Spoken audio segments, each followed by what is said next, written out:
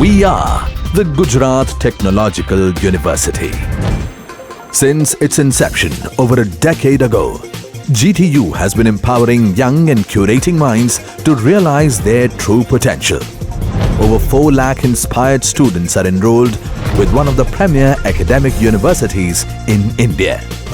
With more than 450 affiliated colleges in its fold operating across 5 zones of the state, GTU, the International Innovative University, your place to move forward.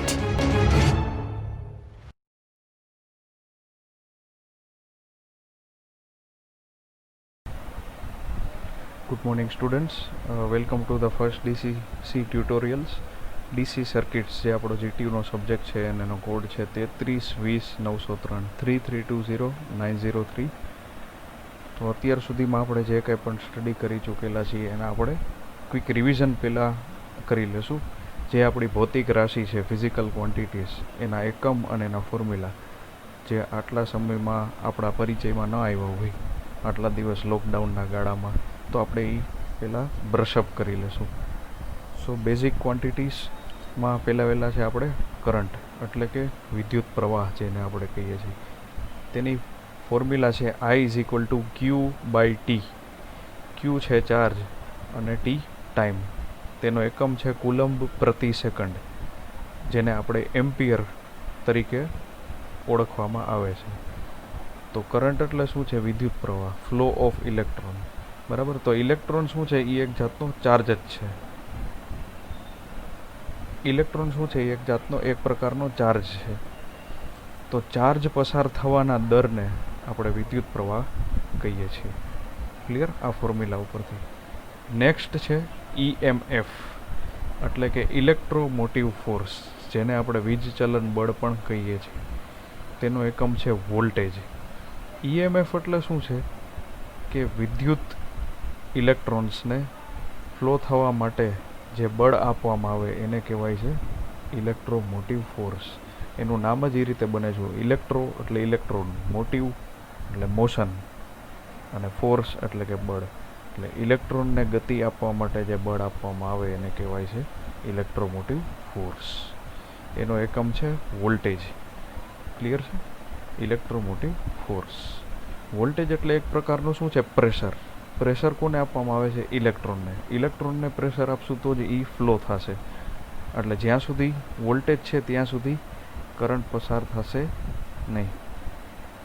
Clear? જ્યાં સુધી voltage નથી ત્યાં સુધી current flow થશે નહીં.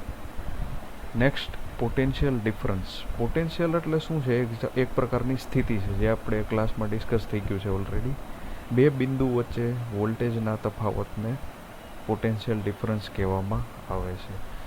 વોલ્ટેજનો તફાવત હોય તો એનો ફાઇનલ એકમ વોલ્ટેજમાં જ આવે. બરાબર છે? આપણે ઓલરેડી ડિસ્કસ થઈ ગયું છે ક્લાસમાં કે બે ભૌતિક રાશિ જો સરખી હોય તો જ એ બંનેનો તફાવત થાય.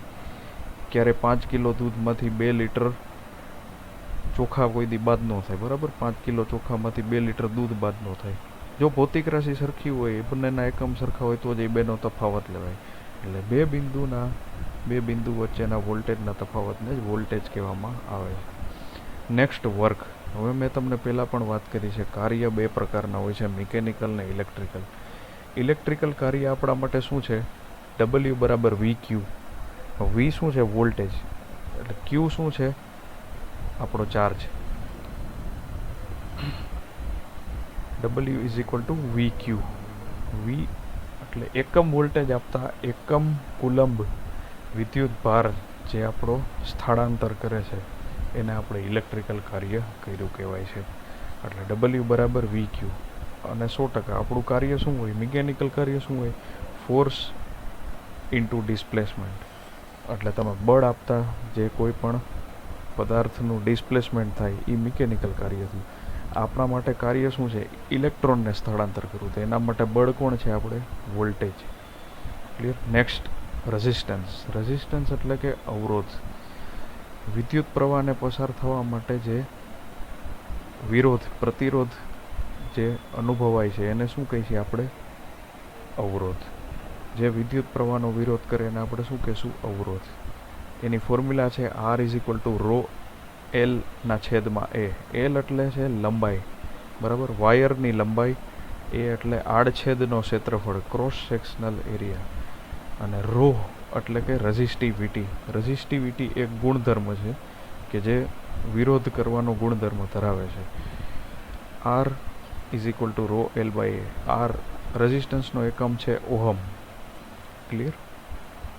જે વિદ્યુત પ્રવાહના વહનનો વિરોધ કરે એને અવરોધ કહેવામાં આવે છે. આ એની વ્યાખ્યા થશે. Next, conductance. કન્ડક્ટન્સનું સૂત્ર શું છે? અવરોધના વ્યસ્તને કન્ડક્ટન્સ કહેવામાં આવે છે. એટલે પહેલાં તો આપણે અવરોધની પરિભાષા જોઈ લઈ કે જે વિદ્યુત પ્રવાહનો વિરોધ કરે, વિદ્યુત પ્રવાહના વહનનો વિરોધ કરે. હવે એનો વ્યસ્ત શું થશે? વિદ્યુત પ્રવાહના વહનને સહેલાઈથી પસાર થવા દઈએ એને શું કહેશું આપણે? કન્ડક્ટન્સ. અવરોધના વ્યસ્તને કન્ડક્ટન્સ કહેવામાં આવે છે. એનો એકમ છે મો, MHO, ઊંધો ઓમેગા. એટલે આપણે એને સિમ્બોલ આપી છીએ મો. ક્લિયર. કન્ડક્ટન્સ એટલે કે આપણે કંડક્ટર્સનું શું સારું હોય? કન્ડક્ટન્સ સારું હોય. એટલે જ આપણે વાહક એને કહીએ છીએ. વાહક તરીકે કોપર આપણે યુઝ કરીએ છીએ ડેઇલી લાઈફમાં. Next, resistivity. વિરોધ કરવાના ગુણધર્મને રેઝિસ્ટિવિટી કહે છે અને એનો એકમ છે ઓહમ મીટર. ક્લિયર. અને જે કરંટને સહેલાઈથી પસાર થવા દેવાના ગુણધર્મને કહે છે કન્ડક્ટિવિટી. એનો એકમ છે મોહ પ્રતિ મીટર. એ આપણે ઓલરેડી ક્લાસમાં ડિસ્કસ થઈ ગયું છે. નેક્સ્ટ, ઓહમ્સ લો, ઓહમનો નિયમ. તો ઓહમનો નિયમ મિત્રો આપણને ખ્યાલ છે R is equal to V by I, કે અચળ તાપમાને વોલ્ટેજ અને કરંટના ગુણોત્તર અચળ રહે છે. એ અચળને આપણે કહીએ છીએ અવરોધ આર. તો અચળ તાપમાને વોલ્ટેજ અને કરંટના ગુણોત્તરને આપણે અવરોધ કહીએ છીએ. આ ઓહમનો નિયમ છે અને આ એનું સૂત્ર છે V is equal two IR અને R બરાબર Vના છેદમાં I. ક્લિયર. અને ઓહમના નિયમની મર્યાદા આપણે ઓલરેડી ડિસ્કસ કરી ચૂક્યા છીએ કે ઓહમનો નિયમ અચળ તાપમાને જ લાગુ પડે છે. નેક્સ્ટ, ઓહમનો નિયમ છે એ બધા જ પદાર્થો ઉપર લાગુ પડતો નથી. દાખલા તરીકે સેમિકન્ડક્ટર પદાર્થો. Next, power. પાવરનું સૂત્ર છે VI અને એનો એકમ છે વોટ. પાવર આપણે ઓલરેડી ક્લાસમાં વ્યવસ્થિત રીતે ડિસ્કસ થઈ ગયો છે. પાવર બે પ્રકારના, એક ઇલેક્ટ્રિકલ પાવર અને મિકેનિકલ પાવર. આપણે આમાં વાત કરવાનું છે ઇલેક્ટ્રિકલ પાવર. ઇલેક્ટ્રિકલ પાવર એટલે કે watt. Clear. V into I એટલે વસ્તુ કોઈ પણ ઇક્વિપમેન્ટ, ઉપકરણ હોય, કોઈ પણ લોડ હોય જે પાવર કન્ઝ્યુમ કરતો હોય, બરાબર, એનો લોડ હોય. ફોર એક્ઝામ્પલ છે ટ્યુબલાઇટ, 60 વોટ. બરાબર.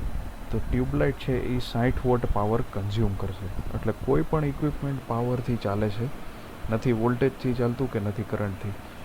એને પાવર મળશે તો જ ઇક્વિપમેન્ટ આપણું વર્ક કરશે. નેક્સ્ટ, એનર્જી એટલે કે ઉર્જા. ઇલેક્ટ્રિકલ એનર્જી છે, મિકેનિકલ એનર્જી નથી. ઇલેક્ટ્રિકલ એનર્જી શું કહેવાય? પાવર મલ્ટીપ્લાય ટાઈમ એટલે કે KWH.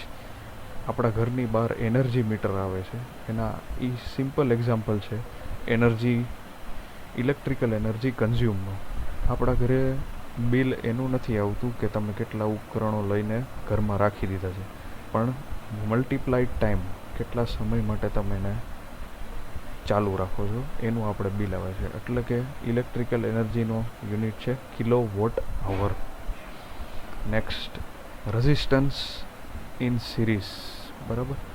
શ્રેણીમાં રજિસ્ટરનું જોડાણ હોય તો આપણે શું સૂત્ર આવે છે? તો R બરાબર R1 plus R2 plus R3. એટલે કે 3 અવરોધ હોય, R1, R2 ને R3, ત્રણેયનું જોડાણ શ્રેણીમાં જોડેલું હોય તો ત્રણેયનો સમતુલ્ય અવરોધ, એટલે ત્રણેયના બરાબર એક અવરોધ આપણે રાખવો હોય તો એ શું હોય? ત્રણેયનો સરવાળો. Clear. Next, resistance in parallel. સમાંતર જોડાણ. સમાંતર જોડાણ તમારે જોવું હોય તો નીચે 2 રેઝિસ્ટન્સનું સમાંતર જોડાણ છે અને 3 રેઝિસ્ટન્સનું સમાંતર જોડાણ છે. તો રેઝિસ્ટન્સ ઇન પેરેલલ હોય તો એનું સમતુલ્ય અવરોધ શું હોય? 1/R બરાબર 1/R1 plus 1/R2 plus 1/R3. Clear. જે મેં તમને ક્લાસમાં ઇઝી વે શીખડાવ્યો છે એ છે R બરાબર R1 R2 છેદમાં R1 પ્લસ R2. જો 2 અવરોધ સમાંતરમાં જોડેલા હોય. તો R1 R2 છેદમાં R1 પ્લસ R2 આ લસા લઈને તમે સીધું આ લખી શકો કે ઉપર બેનો ગુણાકાર ને નીચે બંનેનો સરવાળો. હવે જો 3 અવરોધ સમાંતરમાં હોય તો R1 R2 R3 છેદમાં R1 R2 plus R2 R3 plus R3 R1, એટલે લસા લેશો એટલે આ સ્વરૂપ આવી જશે. એટલે આપણે ફોર્મ્યુલાસ એવી રીતે યાદ રાખવાના છે આ બે ફોર્મમાં કે ફોર્મ્યુલા દાખલા ગણતા સમયે તમારે વધારે કાંઈ કેલ્ક્યુલેશન્સ વધે નહીં, સીધું ડાયરેક્ટ આમાં જ આપણે વેલ્યુઝ પુટઅપ કરીને રિઝલ્ટ લઈ આવશું. નેક્સ્ટ આપણે ક્લાસમાં ટોપિક ચાલ્યો તો current divider rule. Current divider rule એકદમ ઇઝી, જેમ આપણને ખબર છે બે અવરોધ જો સમાંતરમાં જોડેલા હોય